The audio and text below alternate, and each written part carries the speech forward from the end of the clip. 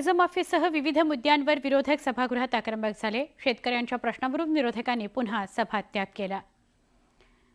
विधान परिषदेची ही दृश्य शेतकरी कर्जमाफी याच्या मुद्द्यावर विरोधक आक्रमक झाले आणि मग विरोधकांनी सरकारला जाब विचारला आणि त्यानंतर सभात्याग केलेला बघायला मिळतो। विधान परिषदेतली ही दृश्य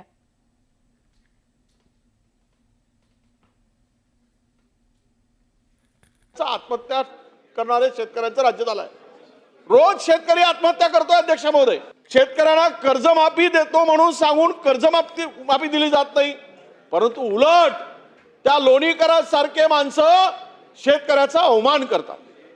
शेतकऱ्यांना वाटेल त्या पद्धतीने अध्यक्ष महोदय कुठल्या भाषेत आम्हाला बोलता येत नाही त्या शब्दाचा वापर करून नाही त्या पद्धतीने त्याचा अवमान करण्याचं काम झालंय। कृषी मंत्री शेतकऱ्यांना भिकारी म्हणतात। अध्यक्ष महोदय, हे राज्य शेतकऱ्यांचं राज्य, कृषीवर प्रधान राज्य आणि या राज्यामध्ये जर इतक्या मोठ्या प्रमाणामध्ये शेतकऱ्यांच्या आत्महत्या होत असतील तर हे भूषणावं आहे का? अध्यक्ष महोदय, अधिवेशन चालू असताना अशा विषयावर तुम्ही चर्चा नाकारता, आमचं म्हणणंही ऐकून घेत नाही, नियमामध्ये हा प्रस्ताव कसा बसतो हेही तुम्ही ऐकून घेत नाही। कशाच्या जोर, कसल्या शेतकऱ्यांचं सरकार, कशाला शेतकऱ्यांची कडव आणतो या ठिकाणी?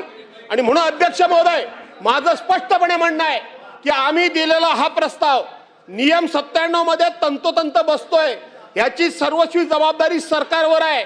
अधिवेशन चालू आहे, सरकारचा डायरेक्ट संबंध या घटनेशी आहे, या आत्महत्यांशी संबंध सरकारचा डायरेक्ट संबंध आहे। म्हणून मी मेरिटवर न बोलता मी हा प्रस्ताव कसा या ठिकाणी मंजूर होऊ शकतो याच्यावर बोललोय आणि म्हणून हा प्रस्ताव स्वीकारा, तात्काळ चर्चा सुरू करा ही आमची मागणी आहे।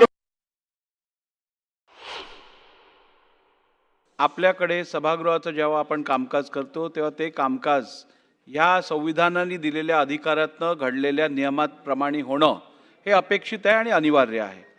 तसं असताना ज्या वेळेला या प्रश्नावरती सखोल चर्चा इतर माध्यमातून जेव्हा होऊ शकते, विरोधी पक्षाचा प्रस्ताव आपण उद्याला घेऊ शकतो, त्यात तुम्ही